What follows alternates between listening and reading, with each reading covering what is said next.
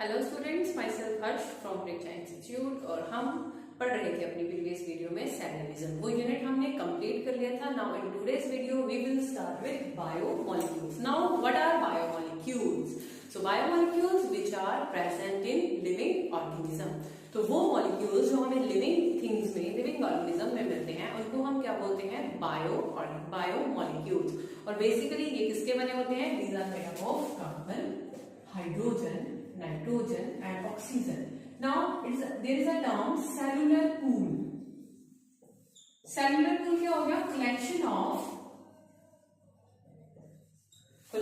of various types of biomolecules in a cell. That is called a cellular pool. और biomolecules क्या है? जो कि हमें लिविंग ऑर्गेनिजम्स में मिलते हैं और basically they are consist of carbon, hydrogen, nitrogen and oxygen. अब कौन कौन से बायोमोलिक्यूल्स आपने सुन रखे हैं? आपने सुन रखे हैं proteins, nucleic acid,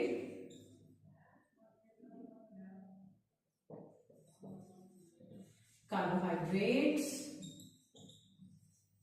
enzymes, lipids. तो जितने भी लिविंग ऑर्गेनिजम्स हैं वो सारे के सारे इन सब मॉलिक्यूल्स से मिलकर बने होते हैं। क्लियर? तो अभी हम इस चैप्टर में बायोमोलिक्यूल्स की स्टडी ही करेंगे। तो those organisms which are present in living cell basically consist of carbon, hydrogen and oxygen. कौन कौन से होंगे? प्रोटीन होगा, न्यूक्लिक एसिड होगा, कार्बोहाइड्रेट्स होंगे, एंजाइम्स होंगे, लिपिड्स होंगे। Clear? Now how can we analyze these organic molecules in a living tissue? तो आप क्या करोगे? Chemical analysis of living tissue. कैसे करते हैं? एक लिविंग टिश्यू लिया, कोई भी सेगमेंट ऑफ लिविंग टिश्यू, ठीक है। जैसे यहां से अगर बात कर रहे हैं, हल्का सा मांस उतार के ले लिया, तो हमने लिविंग टिश्यू लिया, उसमें क्लोरोएसिटिक एसिड डाला, ठीक है, उसमें क्लोरोएसिटिक एसिड डाला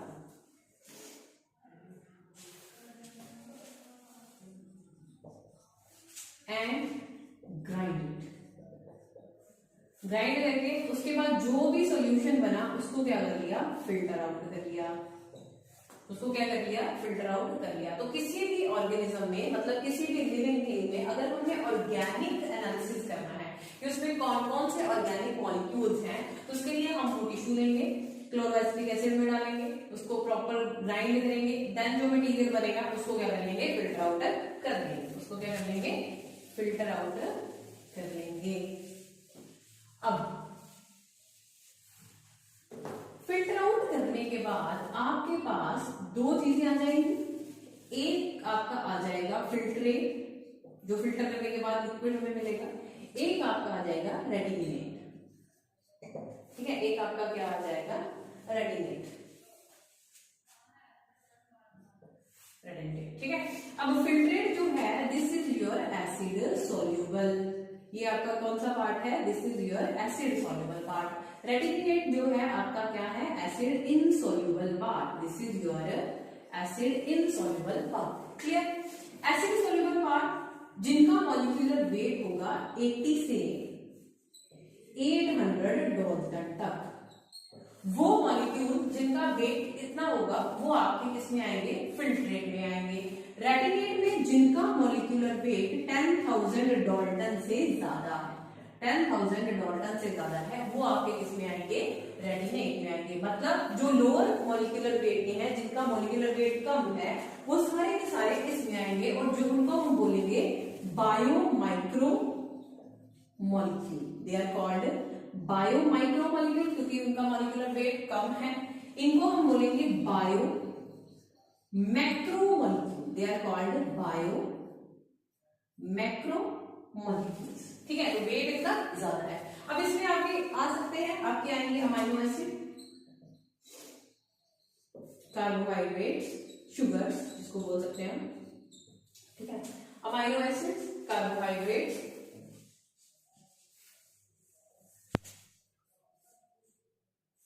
न्यूक्लिक एसिड, न्यूक्लियोटाइड,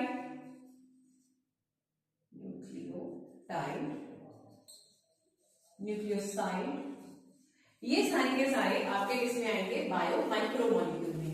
मैक्रो में आपके पास अब अमीनो एसिड से क्या बनते हैं? बड़े प्रोटीन्स, तो लार्जर प्रोटीन्स, ठीक है। कार्बोहाइड्रेट्स की पॉलीसैकेराइड्स, न्यूक्लिक एसिड्स, ये सारे के सारे आपके किसमें आएंगे? बायो मैक्रोमोलिक्यूल में। क्लियर? तो किसी भी टिश्यू का ऑर्गेनिक एनालिसिस अगर हमने करना है तो उसके लिए हम क्या करते हैं? टिश्यू लिया, उसको क्लोराइड एसिड में डाला, प्रॉपर ग्राइंड करके उसको फिल्टर आउट कर लिया। फिल्टर आउट करने के बाद आपके पास दो चीजें आएंगी, एक तो आपके पास फिल्ट्रेट आएगा, दूसरा आपके पास रेटिनेट आएगा। फिल्ट्रेट आपका वो होगा जो एसिड सॉल्युबल होगा और रेटिनेट आपका वो होगा जो एसिड इनसॉल्युबल होगा। Clear? Acid soluble molecular weight इनका 80 से 800 डाल्टन तक लेंगे हम, और रेटिनेट का molecular weight greater than 10,000 Dalton हो सकता है। अब इनको बोला जाता है बायो माइक्रोमोलिक्यूल्स और इनको बोला जाता है bio macromolecule because of large molecular weight. Clear? तो बायो माइक्रोमोलिक्यूल में आपके पास बेसिक चीजें आएंगी, मतलब जिनसे बड़ी चीजें बनती है, जैसे अमीनो एसिड से प्रोटीन बनता है तो अमीनो एसिड आपके फिल्ट्रेट में आएंगे, शुगर्स आपकी यहाँ आएंगी, कार्बोहाइड्रेट्स तो पूरे आपके इसमें लिख दो आप सिंपल शुगर, ठीक है, सिंपल शुगर आपकी आ जाएगी। देन न्यूक्लियोटाइड्स आएंगे, न्यूक्लियोसाइड्स आएंगे। Clear? This was your organic analysis of a living tissue. अब उस लिविंग टिश्यू में अगर आपने बात की हो, उस लिविंग टिश्यू में अगर आपने बात करनी हो कि हम उसके ऑर्गेनिक एनालिसिस के लिए तो ये मेथड यूज कर रहे हैं, ठीक है। इनऑर्गेनिक एनालिसिस के लिए क्या करेंगे? इनऑर्गेनिक एनालिसिस के लिए हम क्या करेंगे कि लिविंग टिश्यू लिया, उसको पहले एयर ड्राई करेंगे। एयर ड्राई करने के बाद उसका ड्राई वेट लेंगे, ड्राई वेट आपने ले लिया जी। उसके बाद इस टिश्यू को एयर ड्राई करने के बाद, ड्राई वेट लेने के बाद हम कंबस्शन करेंगे इसकी। What is combustion? Burning in the presence of burning in the presence of oxygen. तो ये चीज हम करेंगे।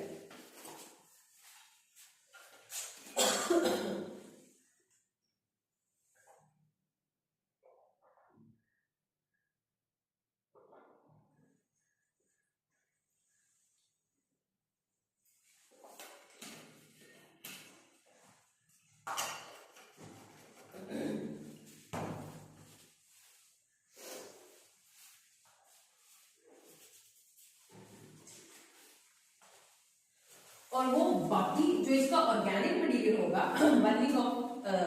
Burning in the presence of oxygen जब हम करेंगे, वो क्या करेगा?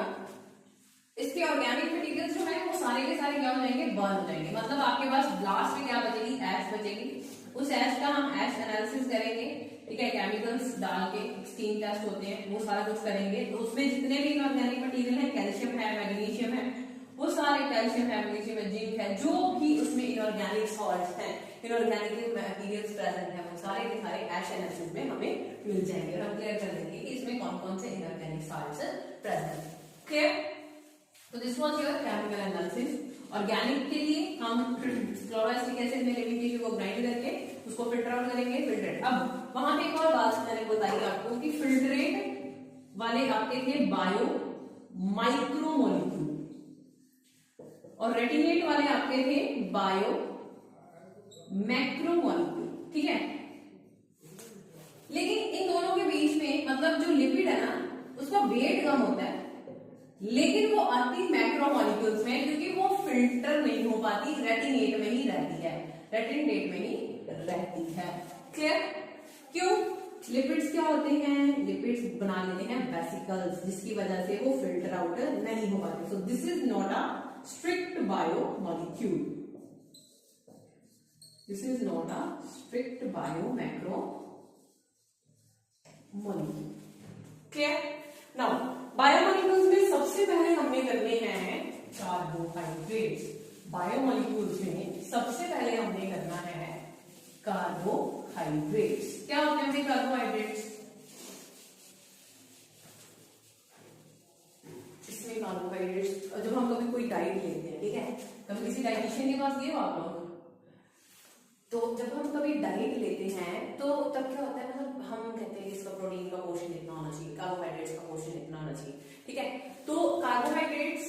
नॉर्मली आपके क्या होते हैं, शुगर्स, क्या होते हैं, शुगर्स। फर्स्ट आपके जो बायोमॉलिक्यूल में हम स्टडी करेंगे, this is carbohydrates. Carbo is for carbon and hydrate for hydrogen. तो hydrates of carbon, hydrates of carbon, एक सेकेंड, कार्बोहाइड्रेट्स आपके क्या है, हाइड्रेट्स ऑफ कार्बन।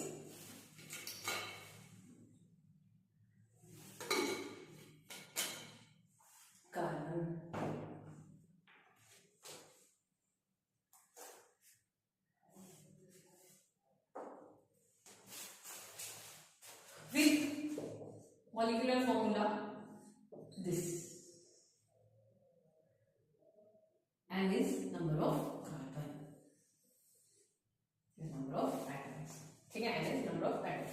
तो कार्बोहाइड्रेट्स आपके नेचुरली अक्रिंग सब्सटेंस हैं जिनको हम हाइड्रेट्स ऑफ कार्बन भी बोलेंगे, और इनका केमिकल फॉर्मूला, मॉलिक्यूलर फॉर्मूला होता है CnH2n and N is number of atoms, ठीक है। अब कार्बोहाइड्रेट्स की अगर बात करें तो इनको 3 पार्ट्स में हम डिवाइड करते हैं, monosaccharides that are simple sugars, oligosaccharides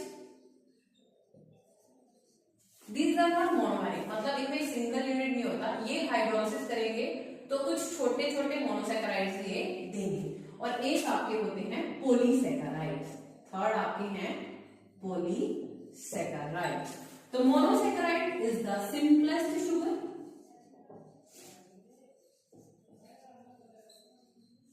ठीक है। ओलिगोसैकेराइड्स हल्के से कॉम्प्लेक्स कह सकते हो, मतलब अगर इनका हाइड्रोलिसिस करेंगे तो ये क्या होंगे, मोनोसैकेराइड्स की यूनिट देंगे, तो इनके कंबाइन करके जो बनते हैं वो आपके क्या आते हैं, ओलिगोसैकेराइड। और पॉलीसैकेराइड जो बहुत सारे मोनोसैकेराइड या ओलिगोसैकेराइड से बने होंगे, क्लियर। तो फर्स्ट ऑफ ऑल आप करेंगे मोनोसैकेराइड। तो सिंपलेस्ट कार्बोहाइड्रेट आपके पास कौन से हैं, simplest they are monosaccharide, simplest carbohydrates आपके पास कौन से हैं, मोनोसैकेराइड्स। अब कार्बोहाइड्रेट्स की अगर बात करें तो इनके पास 2 चीजें होती हैं, स्ट्रक्चर अगर इनके पास देखेंगे तो एक इनका ये ग्रुप हाइड्रोक्सिल ग्रुप इनमें होता ही होता है, ठीक है। दूसरा इसके पास या तो एल्डिहाइड ग्रुप होगा या फिर इसके पास होगा कीटोन ग्रुप, ठीक है। कार्बोहाइड्रेट्स या तो एल्डिहाइड ग्रुप वाले होंगे या फिर कौन से होंगे, कीटोन ग्रुप वाले।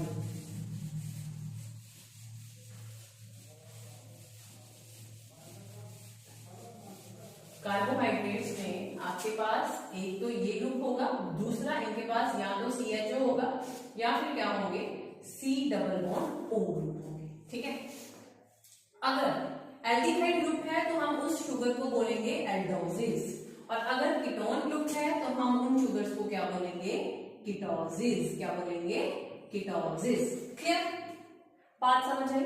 किसी भी कार्बोहाइड्रेट का अगर हम स्ट्रक्चर देखेंगे तो उसके पास ये ग्रुप होना जरूरी है, अगर उसके पास एल्डिहाइड ग्रुप है तो वो बोला जाएगा एल्डोसिस, अगर उसके पास कीटोन ग्रुप है तो उसको बोला जाएगा कीटोसिस, उसको क्या बोला जाएगा, कीटोसिस, क्लियर। बहुत सारे ट्राइओसिस होते हैं, 3 कार्बन वाले, टेट्रोसिस, पेंटोसिस, हेक्सोसिस, हेप्टोसिस एंड सो ऑन।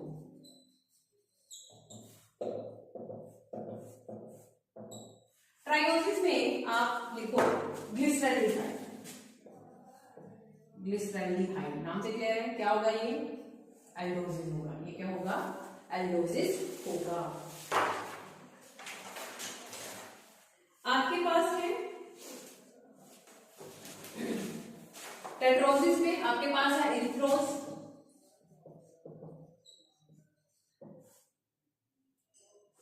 इरिथ्रोस। पेंटोसिस में आपके पास है ribose, deoxyribose,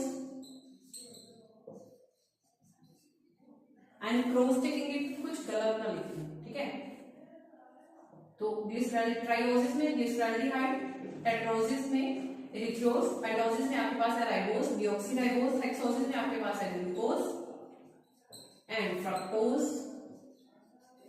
there is lactose and galactose. तो ये सारे के सारे आएंगे कार्बोहाइड्रेट्स में। अब इनके पास कौन सा ग्रुप होगा, उसके बेसिस पे ये आपके क्या होंगे, एल्डोसिस होंगे या फिर क्या होंगे, कीटोसिस होंगे, या फिर क्या होंगे, कीटोसिस होंगे।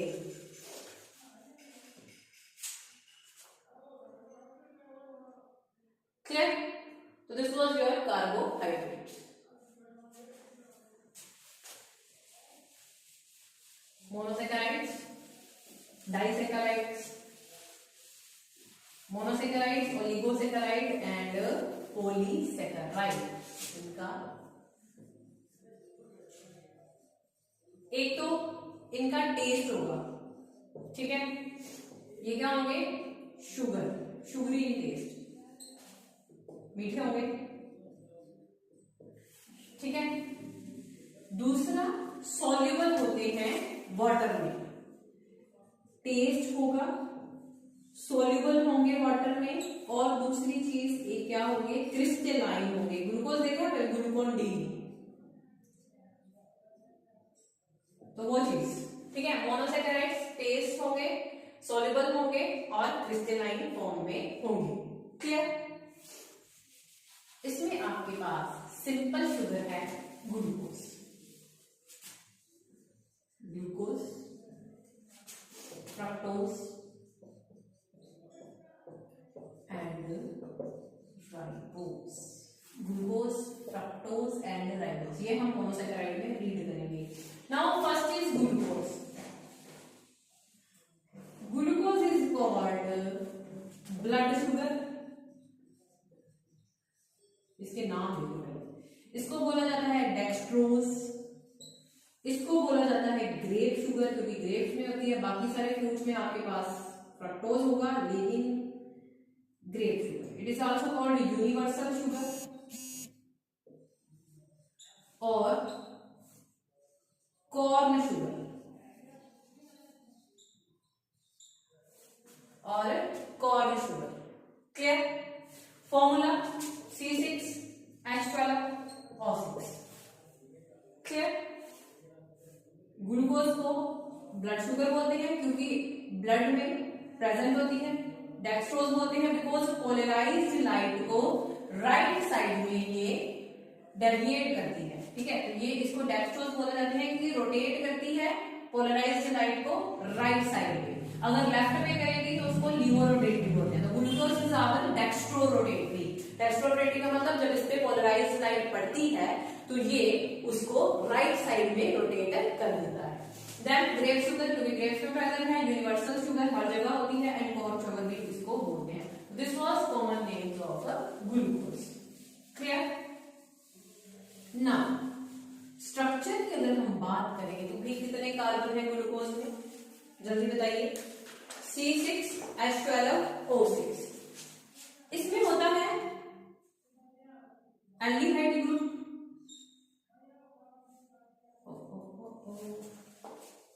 Sorry, double bond O and H, sorry बच्चों, C6 2 3 4 5 एंड 6।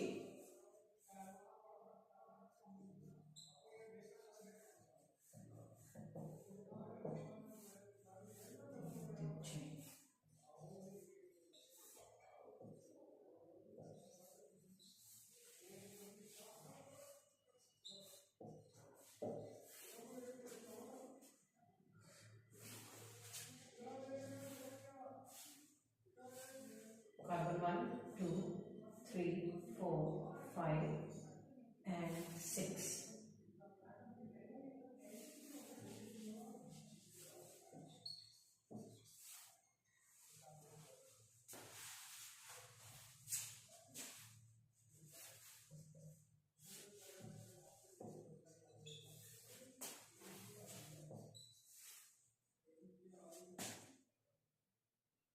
क्लियर?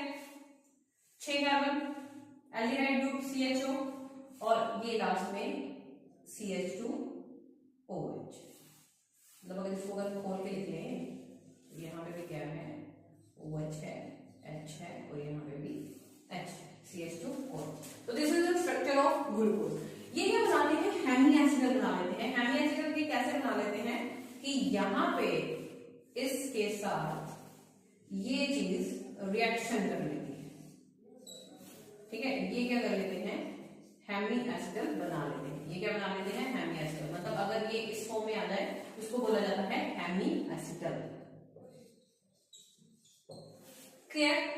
और जिसकी वजह से ये रिंग फॉर्म में भी मिलता है हमें। तो ग्लूकोज हमें चेन फॉर्म, इसका स्ट्रक्चर हमें चेन फॉर्म में भी मिलेगा और रिंग फॉर्म में भी मिलेगा, क्लियर। रिंग फॉर्म में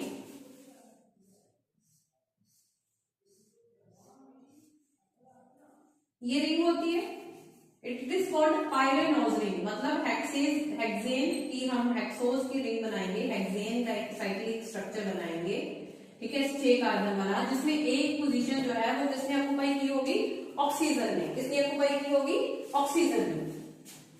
दिस इज कार्बन 1, HOH।